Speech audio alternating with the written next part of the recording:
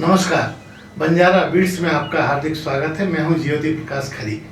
आज हम आपको मिला रहे हैं एक ऐसे सीनियर सिटीजन से जिन्होंने बैंकिंग सेक्टर में वर्षों सेवाएं दी और इसके अलावा बैंकिंग सेवा से जुड़े रहने के बावजूद उन्होंने कल्चरल एक्टिविटीज़ में लोगों को भरपूर प्रोत्साहन देते हुए आगे बढ़ाया है। चलिए मिलते हैं नरेश अग्रवाल जी से। नमस्कार नरेश जी। बहुत बहुत धन्यवाद आपका।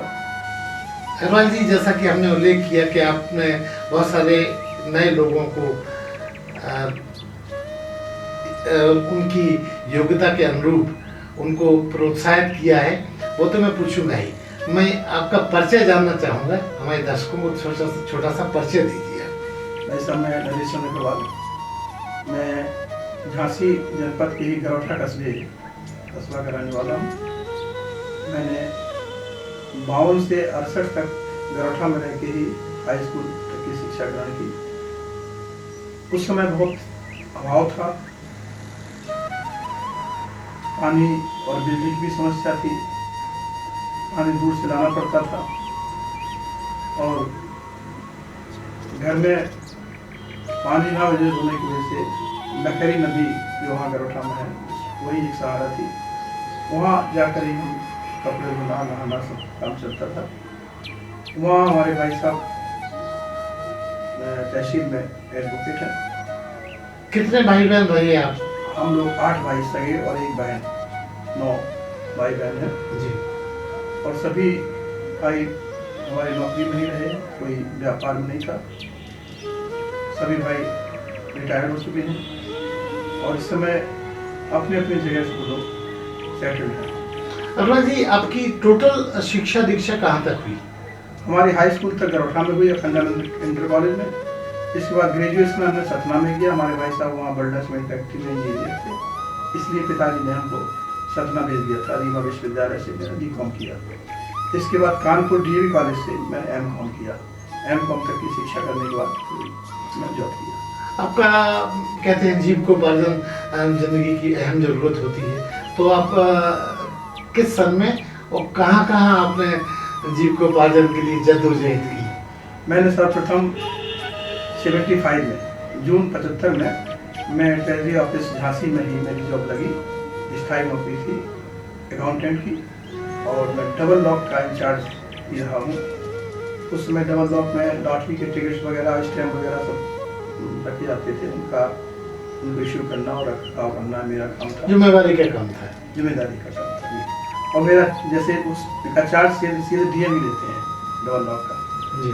इसके बाद मैं 3 साल रहा 78 तक झांसी ट्रेजरी ऑफिस में। इसके बाद मेरे एक बाढ़ निकली जिला सहकारी बैंक की ब्रांच मैनेजर पद के लिए। मैंने उसमें अप्लाई किया और मैं सिलेक्शन हो गया।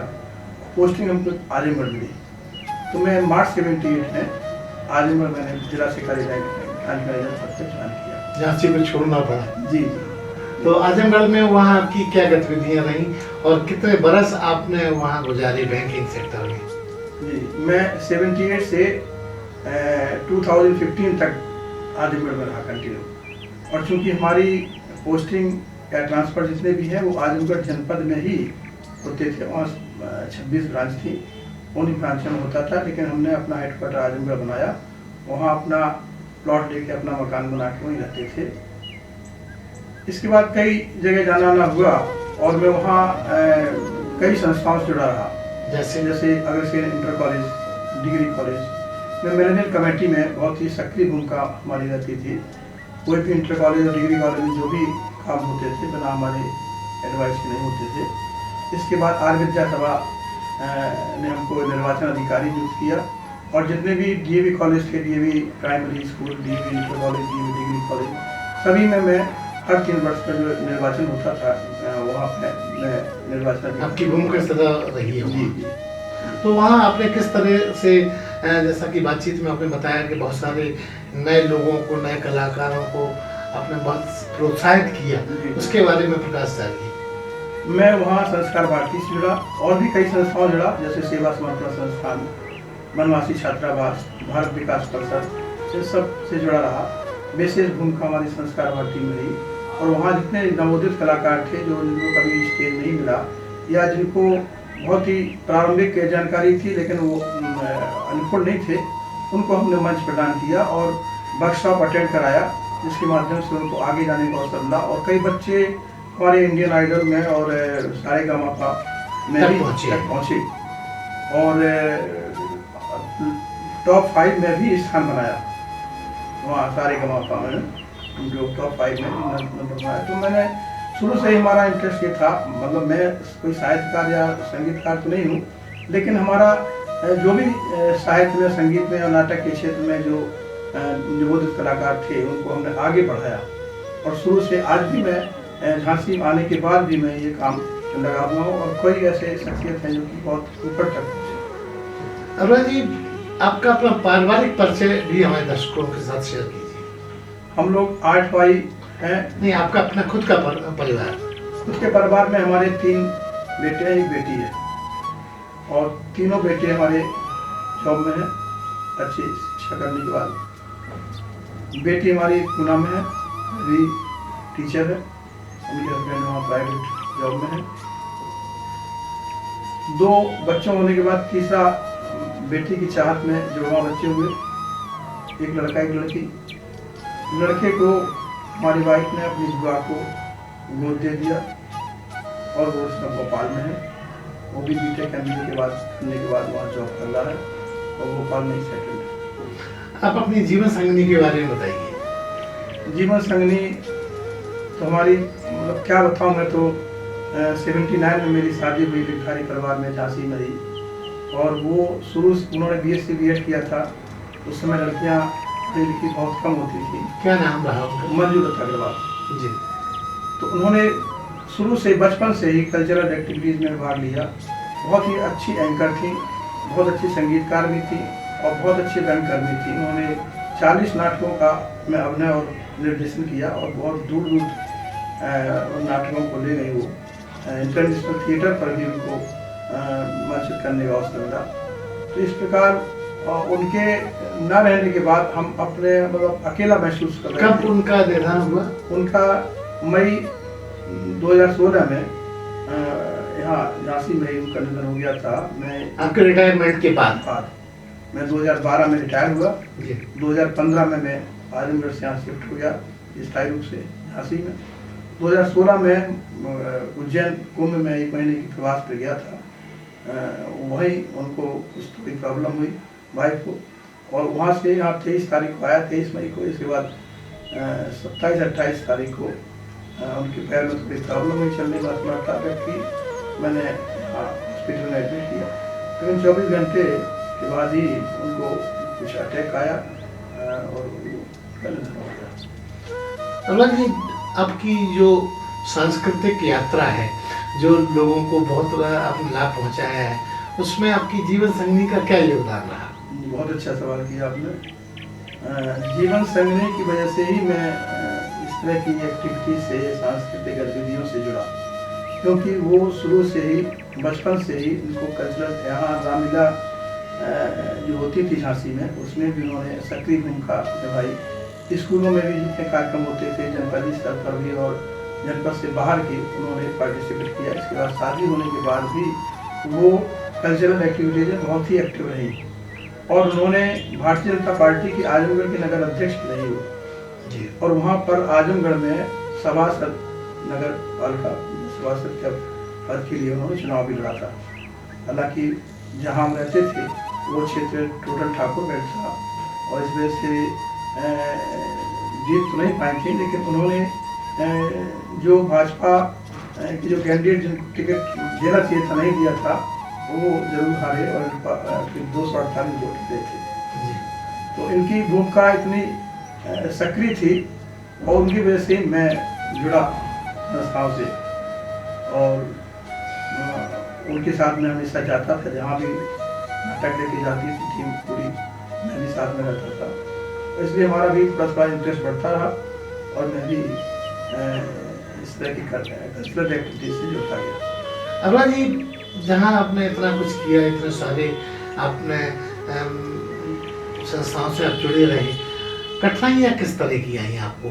क्योंकि बिना कठिनाइयों के तो जीवन चलता ही नहीं। कठिनाइयाँ निश्चित रूप से कठिनाइयाँ आती हैं जीवन में, और हम भी कई जगह जुड़े, संस्थाओं से जुड़े। और चूँकि आप जानते हैं कि संस्थाएं में जुड़ने के लिए तो बहुत लोग जुड़ते हैं, लेकिन काम करने वाले प्रतिस्पर्धा भी बहुत रहती है। प्रतिस्पर्धा भी रहती है, और काम करने वाले बहुत कम लोग होते हैं। लेकिन हर आदमी चाहता है कि हमारा नाम हो, काम नहीं करना चाहता, टांग खींचना चाहता है। तो मैंने भी सेक्रीफाइस किया, और कई जगह काम करने के बाद भी मुझे शिक्षा मिली। लेकिन चूँकि मेरी हॉबी थी कि काम करना है, नाम के लिए नहीं, एक बस इंटरेस्ट था, और वाइफ की वजह से भी चूँकि बताया जैसे मैंने, और अपना भी इंटरेस्ट था, लोगों को मैंने आगे बढ़ाया। ये सब जो काम हुआ, इसमें एक बहुत बड़ी पायदान होती है कि आपको कुछ जगह सम्मानित किया गया होगा, उनका भी उल्लेख हमें दर्शकों के साथ कीजिए। सम्मानित भी किया गया, कम से कम मुझे लगभग 15 सम्मान करीब मिले हैं। और एक तो अभी 2022 में खजुराहो में जो इंटरनेशनल फिल्म फेस्टिवल होता है, वहाँ पर राजा बुंदेला जी और उनकी फिल्म स्टार भी आए थे, उसमें बड़े बड़े, उनके द्वारा मुझे सम्मानित किया गया 2022 में। इसके बाद एक लखनऊ में भी मुझे कई सम्मान मिले, संस्कृत विभाग से भी मिला, एक सरस्वती एकेडमी है, उसमें भी इनको 2023 में सम्मानित किया था जी।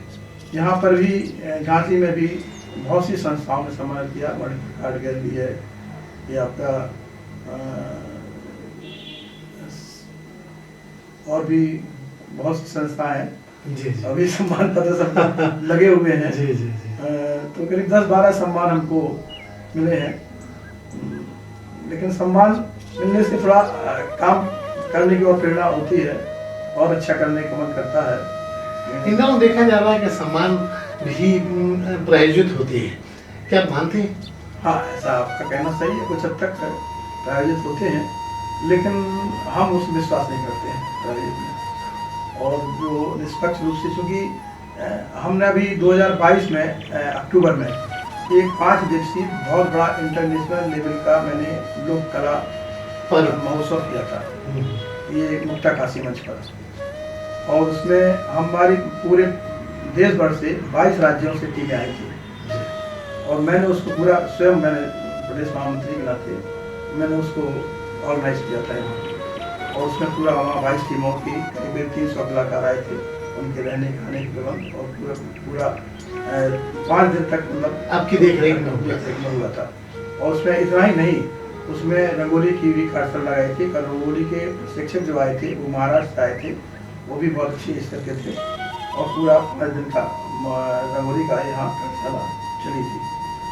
इसके बाद 16, 17, 18 अक्टूबर 2022 को लोक कला का कार्यक्रम मुक्ता काशी मंच हुआ। इसमें पूरे देश भर से जो टीमें आई, उनको सभी ने सराहा, बहुत अच्छी टीमें आई थी।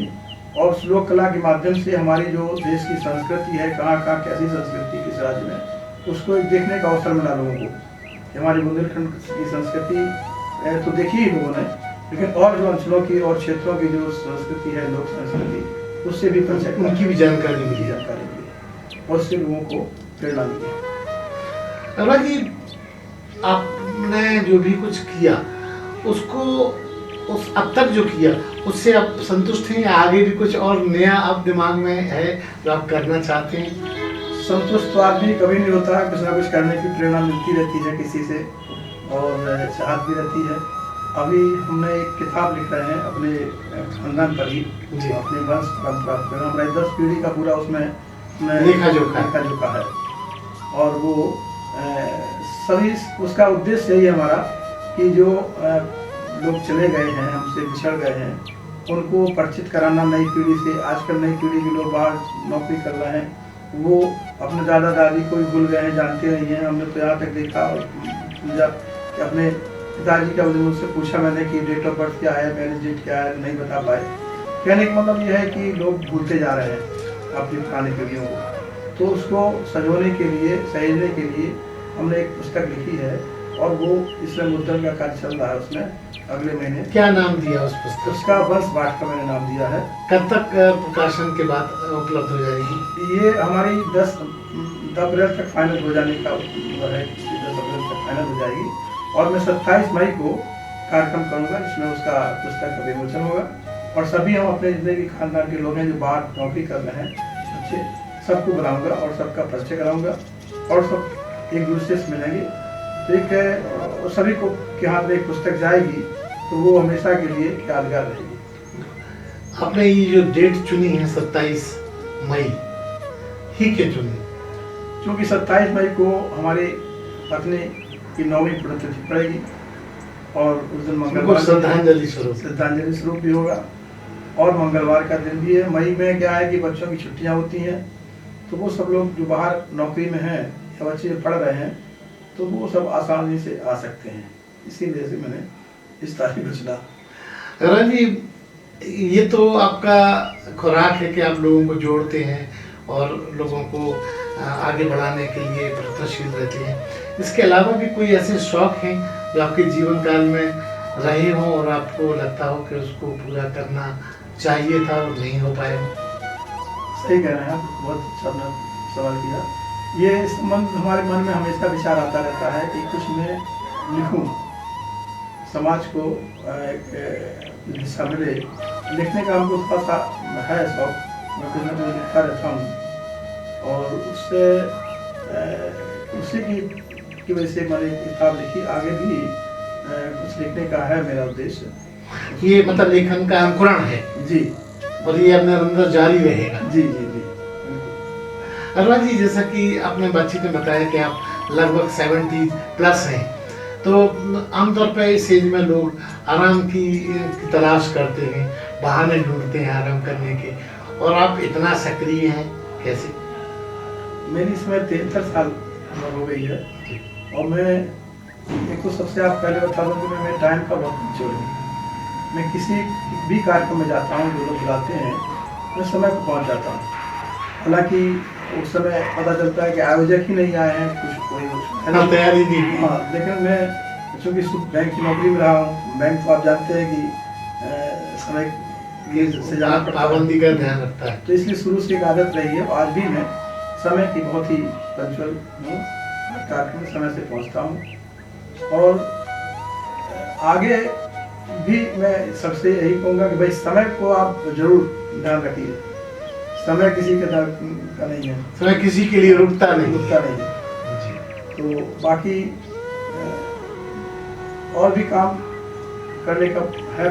और दूसरी चीज़ जैसे आपने अभी पूछा कि इस उम्र में कैसे आपको प्रेरणा मिली कि इतना तो चूँकि वाइफ के जाने के बाद हमने ऐसा कुछ महसूस किया कि यदि हम अपने को एक्टिव नहीं रखेंगे तो फिर बच्चे तो सब अपने जॉब में बाहर हैं, मैं अकेला रहता हूँ, तो कौन है देखने वाला है। अपने को सक्रिय करेंगे तो शारीरिक स्वस्थ भी रहेंगे और सबका भी एक लाभ होगा। मतलब ये है कि आपकी जिंदगी स्वयं सेवा मूड पे है। मैं वैसा अपने परिवार के लिए भी बहुत कुछ करना चाहता था और चाहता हूँ अभी भी। हमारा एक विचार है जैसे लड़कियों की शादी होती है तो वे अपने पास से मैं कुछ सहयोग कर सकूं जितने भी हैं। तो मैं जैसे गरीब कन्याओं की शादियाँ होती हैं, अभी नारायण सेवा संस्थान से भी जुड़ा हूँ, वहाँ पे साल में 2 बार जाता हूँ नारायण सेवा संस्थान उदयपुर जी, और वहाँ गरीब कन्याओं की शादियाँ होती हैं उसमें भी सहयोग करता हूँ। और यहाँ भी जब कोई इस तरह की पता चलता है तो मैं सहयोग करने से पीछे नहीं रहता। अनुराग जी, जैसा कि आपने बताया कि आप 73 वर्ष पूरा कर चुके हैं, इसके बावजूद भी आप बहुत सारी संस्थाओं से जुड़े हुए हैं। हम चाहेंगे कि आप हमारे दर्शकों को उनका जिस जिस संस्थाओं में आप जिस पद पर सेवारत हैं, कार्यरत हैं, उनका उल्लेख कीजिए। सर्वप्रथम तो मैं जब झांसी आया तो 2015 में हमारे डॉक्टर धनुलाल गौतम जी से बैठ हुई और कार्यक्रमों में मैंने आना जाना शुरू किया। तो डॉक्टर धनुलाल गौतम जी, संजय राष्ट्रवादी जी, शिव कोपरा जी, इन लोगों ने हमको यहाँ का संस्कार भारती महानगर इकाई झांसी का अध्यक्ष बनाया और उसके बाद कई लोगों से मेरा परिचय हुआ और जुड़ा हुआ। इसके बाद धीरे धीरे हम इकाई के बाद प्रांत जो कानपुर बुंदेलखंड प्रांत है हमारा, उसका मैं उपाध्यक्ष बना और इसमें मैं प्रदेश महामंत्री हूँ और संस्कार भारती का। और संस्कार भारती का हमारा कार्यालय, प्रदेश का कार्यालय, वो हम ही उसकी देख रेख करते हैं। हमारा राजेंद्र नगर लखनऊ में प्रदेश कार्यालय है, जिसकी व्यवस्था पूरा हमारे जिम्मे है। इसके अलावा हम और भी अनेक संस्थाओं से जुड़े हुए हैं, जैसे भारत विकास परिषद से जुड़ा हूँ, सीनियर सिटीजन वरिष्ठ नागरिक कल्याण सेवा समिति से भी जुड़ा हूँ, ये तर्कस लोक कल्याण समिति जुड़ा हूँ, संस्था से। इसके बाद ये अपराध नियंत्रक समिति है, जो कि राज्यपाल के संरक्षण में है, सरकार के संरक्षण में है संस्था, उसका मैं भी सांस्कृतिक सचिव हूँ। इसमें कौन सचिव हैं आगे। तो इस तरह नारायण सेवा संस्थान से भी जुड़ा हूँ, ब्रह्म कुमारी आश्रम से भी जुड़ा हूँ, इससे तमाम संस्थाओं से जुड़ा हूँ। और हमारा उद्देश्य यही रहता है कि हम जहाँ भी जुड़ें उसमें हमारी थोड़ा सक्रिय भूमिका रहे, केवल नाम लेना जुड़ा रहे, ये थोड़ा प्रयास रहता है। इसके बाद सहकार सुगंध पत्रिका एक है, सहकार भारती की, उसका मैं जिला संवाददाता हूँ। तो इस तरह अनेक संस्थाओं से जुड़ने का मौका मिला। और डॉक्टर धर्मलाल गौतम जी की भी इसमें काफ़ी सहयोग हमारा किया उन्होंने। अरुण जी, इतनी सारी संस्थाओं से जुड़ा होने की वजह से आप इतनी सारी ऊर्जा कैसे ला पाते हैं? ये तो बड़ा रहस्यमयी बात हो गई। बस आप जैसे लोगों से प्रेरणा भी मिलती है, और कुछ लोग जब हमको सम्मान देंगे और सम्मानित करेंगे तो ऊर्जा और बढ़ती है, कौतूहल बढ़ता है। तो इस तरह बस लगे रहते हैं, तो अच्छा लगता है। अरुण जी, बंजारा बीट एक ऐसा एकेडमिक इंफॉर्मेशन देने वाला चैनल है जो लोगों को शैक्षणिक इंफॉर्मेशन उपलब्ध कराता है। आप देखते हैं, वर्षों से देख रहे हैं।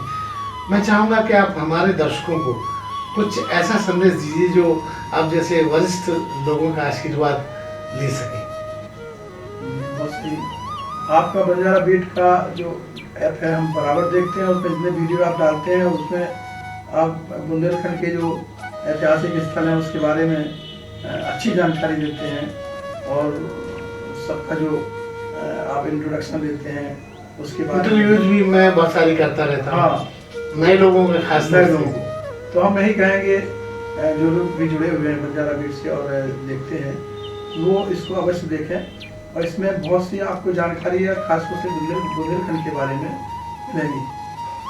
जहाँ आप नहीं गए हैं या जो आपने ऐतिहासिक स्थल और धार्मिक स्थल नहीं देखे हैं, उनको आपको देखने का अवसर मिलेगा।